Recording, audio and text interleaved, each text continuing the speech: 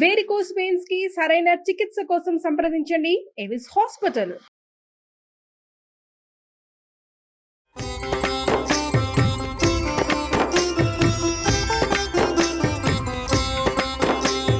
నమస్కారం. విష్ణు పురాణం 6వ భాగంలోకి వచ్చాం. పృథువుని పరిపాలకుడుగా బ్రహ్మ నియమించిన తర్వాత అన్ని శాఖలకి అధిపతులుగా కొంతమందిని నిర్ణయించారు. ఏ శాఖకి ఎవరెవరిని ఇచ్చారో చెప్తున్నారు. నక్షత్ర గ్రహ విప్ర తపోయజ్ఞ వృక్షలతా గుల్మాదులన్నిటికీ చంద్రుడట. నక్షత్రాలకి, గ్రహాలకి, బ్రాహ్మణులకి, తపస్సుకి, యజ్ఞానికి, వృక్షాలకి, లతలకి, గుల్మాదులంటే పొదలు, వాటికి చంద్రుడట.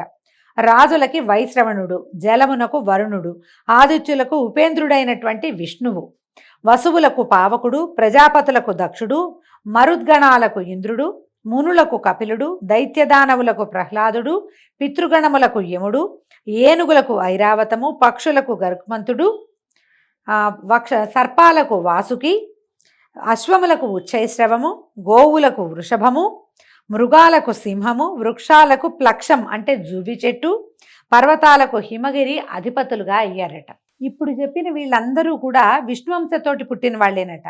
ఆయన ప్రభావం లేకపోతే ఏదీ లేదు. పాలకుని యందు విష్ణుభావం లీనమై ఉంటుంది. మనం ఇప్పటికీ ఏవైనా కొన్ని కథలు చెప్పేటప్పుడు చెప్తాం, నా విష్ణు పృథివీపతి అని. రాజులు ఎవడైతే పాలకుడుగా ఉంటాడో అతను విష్ణువంశ సంభూతుడుగా అయ్యుంటాడు. ఇప్పుడు పాలకులు లేరు కాబట్టి అధికారులను కూడా అలాగేనని ఒక గ్రూపుకి అధిపతి ఎవడైతే ఉన్నాడో అతని యందు విష్ణువు యొక్క వ్యాపనశీలకత్వం అత్యంత సహజంగా ఉంటుందన్నమాట. కాలము, చరాచరాత్మకమైన జగత్తు, మంత్రతంత్రాలు, యాగాదులు, గురువు, దేవతలు, కర్మజ్ఞానేంద్రియాలు సమస్తము విష్ణు రూపమని తెలుసుకో. అలాగే వేదాలు, ఉపనిషత్తులు, శాస్త్రాలు, ధర్మశాస్త్రాలు, పురాణాలు, అనువాకాలు, కావ్యాలు, సంగీతాది విద్యలు, మూర్తామూర్తాలు ఆ పురుషోత్తముని యొక్క మూర్తి భేదాలని గ్రహించు. వీటన్నిట్లలోనూ అంతర్లీనముగా విష్ణువంశే ఉంటుందట. మైత్రేయ, ఈ పురాణ కథ చదివిన ఎన్నో వ్రతాలు, కార్తీక స్నానాలు, పుణ్యక్షేత్ర దర్శనము చేసిన పుణ్యఫలం వస్తుంది. చదివినా వినినా కూడా మనకు అద్భుతమైన ఫలితం లభిస్తుంది అని చెప్పగా మైత్రేయుడు ఆనందంతో నమస్కరించి, గురుదేవా ధన్యుడను, ఒక మనవి, ఉత్తానపాదుని అన్వయ కథ చెప్పావు అంటే ఉత్తానపాదుని కుమారుడు ధ్రువుడు అవి కథ చెప్పుకున్నాం కదా. ఆ ప్రియవ్రతునికి అతని కొడుకులకి సంబంధించిన రాజా చరిత్ర కూడా వినాలనుంది, అది చెప్పమంటే అప్పుడు చెప్తున్నారు. ఏంటి, స్వయంభువనందనుడైన ప్రియవ్రతుని భార్య కుక్షి, ఆమె కర్దమ ప్రజాపతి యొక్క కుమార్తె. ఆ దంపతులకు 10 మంది కొడుకులట. వీళ్ళెవరెవరు? ఆగ్నేధ్రుడు, మేధాతిథి అని ఆయన ఋషిగా కనపడతాడండి మనకి. వపుష్మంతుడు, జ్యోతిష్మంతుడు, ద్యుతిమంతుడు, హవ్యుడు, సవనుడు, మేధుడు, అగ్నిబాహుడు, పుత్రుడు, వీళ్ళందరూ వీళ్ళ యొక్క సంతానం. అయితే వారిలో మేధుడు, అగ్నిబాహుడు, పుత్రుడు వీళ్ళు ముగ్గురు పూర్వజన్మ స్మృతి కలిగిన వారే విరక్తులై యోగనిరతులై భూమి నుంచి వెళ్ళిపోయారట.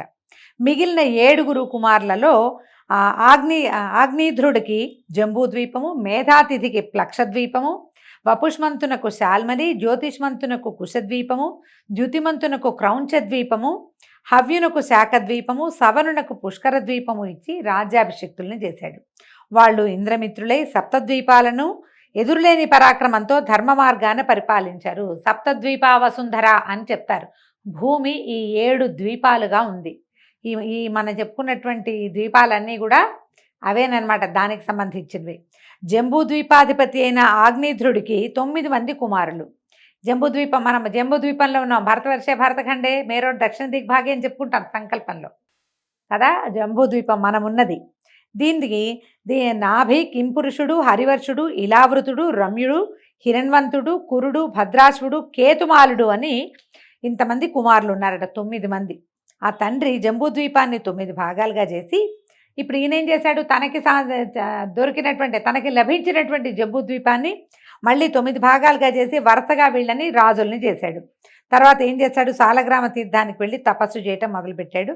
ఆ కొడుకులు పాలించేటువంటి నవఖండాలు, 9 ముక్కల భూభాగాలు వారి పేర్లతోటే వర్ష సంజ్ఞలు కలిగినవి అయ్యాయి. దాంట్లో ఏమిటి, నాభి హిమగిరికి దక్షిణ భాగంగా ఉన్న భూమికి అధిపతి అయ్యాడు. అతని కొడుకు వృషభుడు. అతనికి 100 కొడుకులు. వాళ్లలో పెద్దవాడు భరతుడు. ఆ భరతుడు భూపతి అయి శత్రుభంజనుడు, ప్రజానురంజనుడై భూమిని పరిపాలించి ఇంద్రునకు పరమ ప్రేమాస్పదుడై యజ్ఞాలు సురనర ప్రీతిగా చేసి పూర్వుల కీర్తికి మిన్నగా కీర్తినార్జించాడు. వాని పేరుతోటి నాభివర్షం భరతఖండంగా ప్రసిద్ధమైంది. వాని తండ్రి భూభారమంతా కొడుకు మీద ఉంచి తపశ్చర్య కోసం పులహాశ్రమానికి వెళ్ళిపోయాడట. చిరకాలము రాజ్యాన్ని పాలించి కొడుకైనటువంటి సుమతిని అతని పట్టాభిషిక్తుని చేసి సాలగ్రామ క్షేత్రానికి వెళ్ళాడు. పతిని ఆరాధించి తనుత్యాగం చేసి లక్ష్మీపతిని ఆరాధించి తనుత్యాగం చేసి మలి జన్మలో బ్రాహ్మణుడుగా పుట్టాడట. భరతనందనుడైన సుమతికి కలిగిన సుతుడు ఇంద్రద్యుమ్నుడు. అలాగా భరత వంశం విస్తరించిందట. ఈ ఇంద్రద్యుమ్నుడి కథ మనం నాడీజంగుడు కథ ఆ కథల్లో చెప్పుకుంటాం. ఇంద్రద్యుమ్నుడు ఎన్నో యజ్ఞాలు యాగాలు చేశాడని, అతను అపారమైన కీర్తిని ఆర్జించాడని చెప్పుకుంటాము.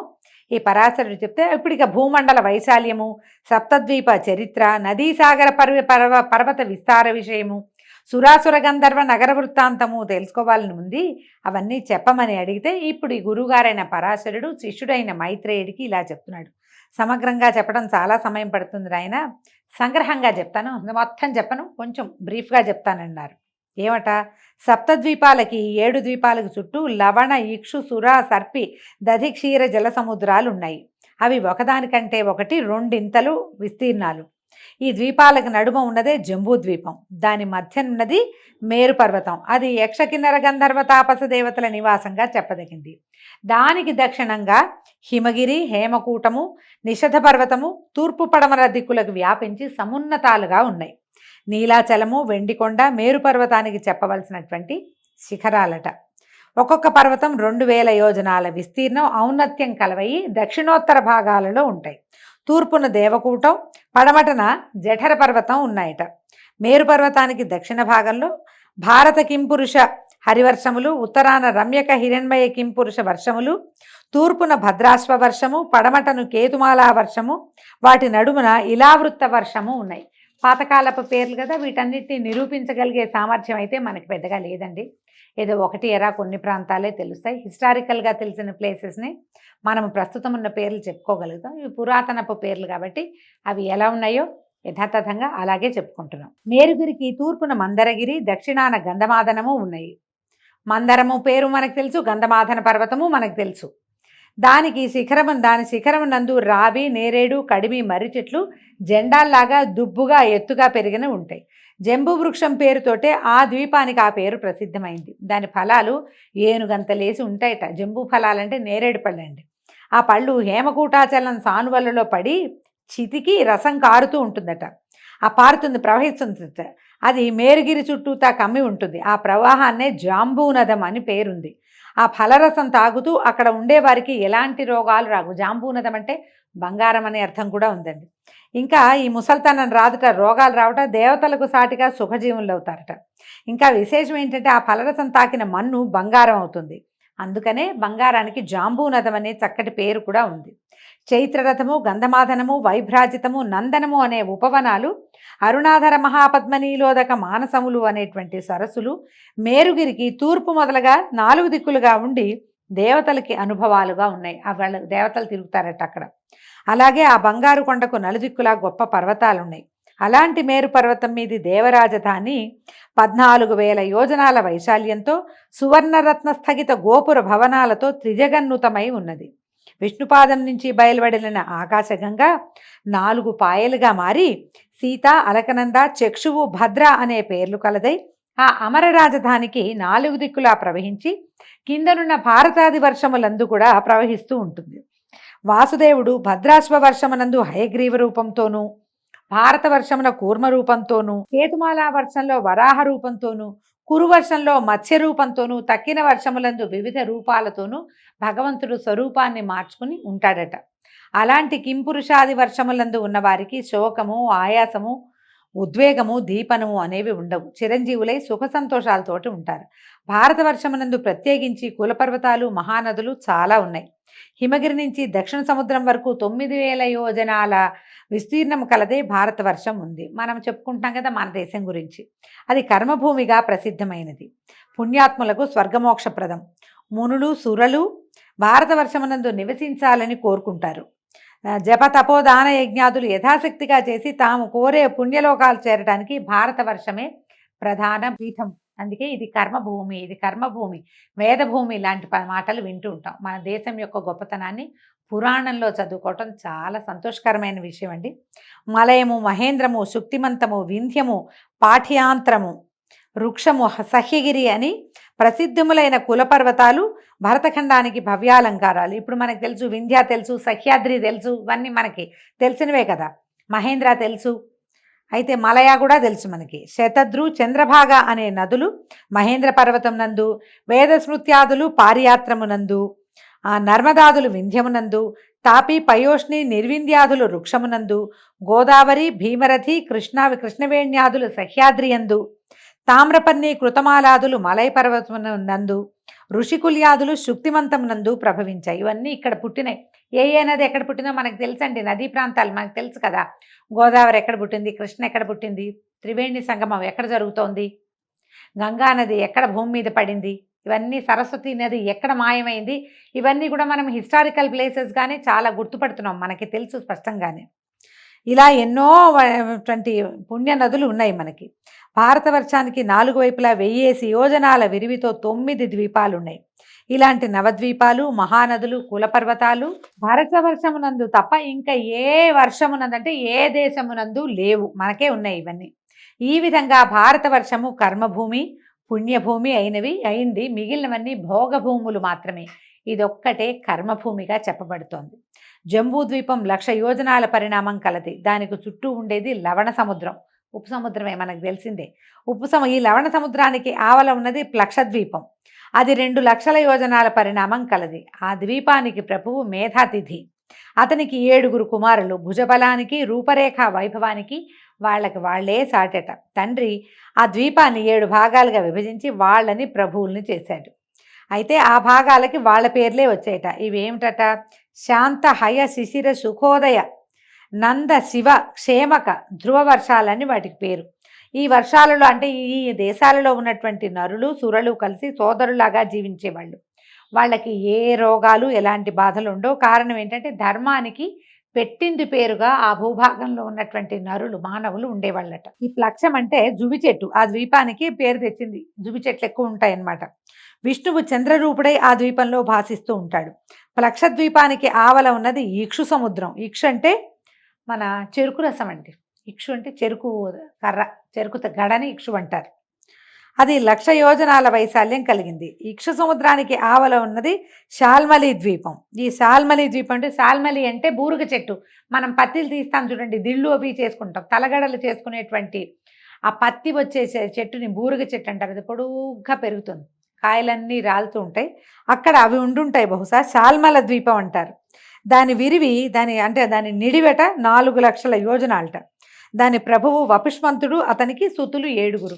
మనకి ఈ ద్వీపాలన్నీ ఇప్పుడు ప్రత్యక్షంగా ఏం తెలియదండి, మనకు తెలిసినవి కాదు. ఆ కాలంలో ఎలా ఉన్నది అని అతను అడగటం వల్ల పురాణంలో ఉన్న విషయమే చెప్పుకుంటున్నాం. శ్వేతహరితులు, జీమూతరోహితులు, సుప్రభుడు, వైద్యుతి, మానసుడు అని వాళ్ళ పేర్లట. శాల్మల ద్వీపం 7 భాగాలయ్యి వాళ్ళ ప్రభువులుగా వాళ్లే ఉండి వాళ్ళ పేర్లతోటే అవి చిన్న చిన్న దేశాలుగా మారినాయి. వాటి మధ్యలో కుముదము, ఉష్ణము, వలాహకము, ద్రోణము, మహిషము, కంకము, కకుద్వంతము అని కులపర్వతాలు ఉన్నాయట. అక్కడ కులపర్వతాలు ఆ ప్రాంతానికి 7 అద్భుతమైనటువంటి పర్వతాలు ఉన్నాయి. వాటి మధ్యలో ఎంచి 7 నదులు కూడా పుట్టాయట. విష్ణువు వాయురూపుడుగా ఆ ద్వీపంలో ఉంటాడట. ఆ శాల్మల వృక్షం 1100 యోజనాల ఔన్నత్యం కలదై ఆ ద్వీపానికి తన పేరు కలిగించింది. చాలా పెద్ద శాల్మల వృక్షం ఉండటం వల్లే శాల్మల ద్వీపం అని పేరు వచ్చిందట. అది ఇంత పెద్దది. ఆ ద్వీపానికి చుట్టూతా ఉన్నది సురా సముద్రం అట. సుర అంటే కళ్ళు, మనం అలాగే చెప్పుకోవాలి. అయితే ఆ సముద్రానికి అవతల ఉన్నది కుశద్వీపం.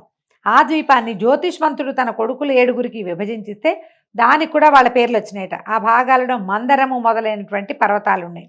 ఆ పర్వతాల నుంచి శివ, విధూతపాప, పవిత్ర, సుమతి, పాపహర, హైమవతి, విద్యుదంభ అనేటువంటి 7 నదులు పుట్టాయి. దైత్యదానవులు, దేవగణాలు, ఆ వర్షమునందున్న నరులు కలిసిమెలిసి జీవిస్తారు. మహావిష్ణువు బ్రహ్మరూపుడై ఆ ద్వీపంలో ఉంటాడట. ఆ ద్వీపంలో ఆకాశమును తాకుతూ కుశస్తంభం ఉండటం వల్లే దానికి కుశద్వీపం అని పేరు వచ్చిందట. ఈ కుశద్వీపానికి అవతల ఉన్నది క్రౌంచ ద్వీపం. దాని చుట్టూతా ఉన్నది ఘృత సముద్రం అట. క్రౌంచ ద్వీపానికి చుట్టూతా ఘృత సముద్రం అంటే నేయు యొక్క సముద్రం ఉందిట. ద్యుతిమంతుడికి 7 కుమారులు ఉన్నారట. వాళ్ళకి ఆ ద్వీపాన్ని విభజించిస్తే అవి కూడా వాళ్ళ పేర్లతోటే ప్రసిద్ధి పొందాయి. క్రౌంచ ద్వీపానికి పొలిమేరలో 7 కొండలు ఉన్నాయట. క్రౌంచము, వామనము మొదలైన పేర్లు కలిగినవి. ఆ కొండల నుంచి ఖ్యాతి, కుముద్వతి మొదలైనటువంటి 7 నదులు వెలువడ్డాయట.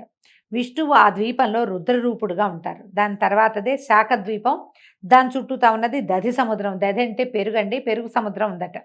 ఆ ద్వీపాధిపతి హవ్యుడు తన ద్వీపమును కొడుకులు 7 విభజించి ప్రభువుల్ని చేశాడు. వాళ్ళ పేర్లతోటి ఈ భాగాలు వచ్చినాయి. ఒక్కొక్క భాగంలో ఒక్కొక్క కులపర్వతము, ఒక్కొక్క నది ఉన్నాయట. ఆ ద్వీపాల యొక్క వాసులు ధర్మమూర్తులు, పరస్పర కలహము, పాపాలోచన లేని గుణవంతులు. ఆ ద్వీపనందు శ్రీహరి సూర్యరూపుడై యజ్ఞాలలో పూజలు అందుకుంటూ ఆ ద్వీపవాసుల్ని కాపాడుతూ ఉంటాడు.